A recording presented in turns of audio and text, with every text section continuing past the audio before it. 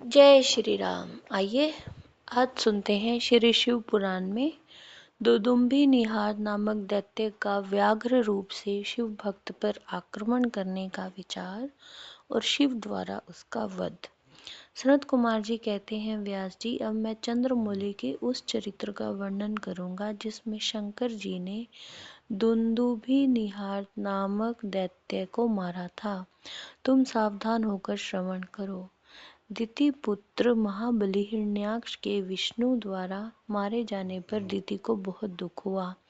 तब देव शत्रु दुदुम्बि निहार ने उनको आश्वासन देकर यह निश्चय किया कि देवताओं के बल ब्राह्मण हैं, ब्राह्मण नष्ट हो जाएंगे तो यज्ञ नहीं होंगे, यज्ञ न होने पर देवता आहार न पाने से निर्बल हो जाएंगे, तब मैं उन पर सहज ही विजय पा लूंगा।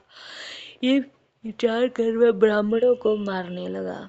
ब्राह्मणों का प्रधान स्थान वाराणसी है, यह सोचकर वह काशी पहुंचा और वन में वनचर बनकर समिधा लेते हुए, जल में जलचर बनकर स्नान करते हुए और रात में व्याघ्र बनकर सोते हुए ब्राह्मणों को खाने लगा। एक बार शिवरात्रि के अवसर पर एक भक्त अपनी पर्णशाला में देवाधिदेव शंकर का पूजन करके ध्यानस्थ बैठा था।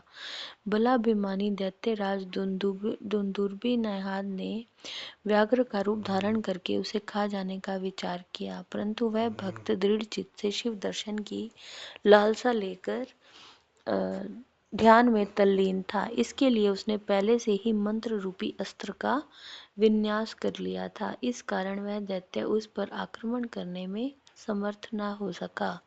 इधर सर्वव्यापी भगवान शंभु को उस दुष्ट रूप वाले दैत्य के अभिप्राय का पता लग गया। तब शंकर ने उसे मार डालने का विचार किया। इतने में जैसे ही उस दैत्य ने व्याघ्र रूप से उस भक्त को अपना ग्रास बनाना चाहा, त्यों ही जगत की रक्षा के लिए मणि स्वरूप तथा भक्त रक्षण में कुशल बुद्धि वाले त्रिलोचन भगवान शंकर वहां प्रकट हो गए और उसे बगल में दबोचकर उसके सिर पर वज्र से भी कठोर घूंसे से प्रहार किया। उस मुष्टि प्रहार से तथा कांख में दबोचने से वह व्याघ्र अत्यंत व्यथित हो गया और अपनी दहाड़ से पृथ्वी तथा आकाश को कंपाता हुआ मृत्यु का ग्रास बन गया। उस भयंकर शब्द को सुनकर तपस्वियों का हृदय कांप उठा। वे रात में ही उस शब्द का अनुसरण करते हुए उस स्थान पर आ पहुंचे। वहां परमेश्वर शिव को बगल में उस पापी को दबाए हुए देखकर सब लोग उनके चरणों में पड़ गए और जय जयकार करते हुए उनकी स्तुति करने लगे।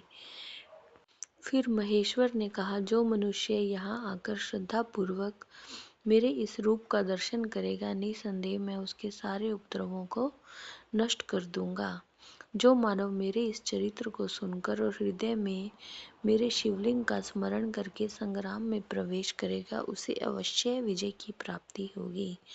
मुने, जो मनुष्य व्याघ्रेश्वर के प्राकट्य से संबंध रखने वाले इस परमोत्तम चरित्र को सुनेगा अथवा दूसरों को सुनाएगा, पढ़ेगा या पढ़ाएगा, वह अपनी समस्त मनोवांछित वस्तुओं को प्राप्त कर लेगा और अंत में संपूर्ण दुखों से रहित होकर मोक्ष का भागी होगा।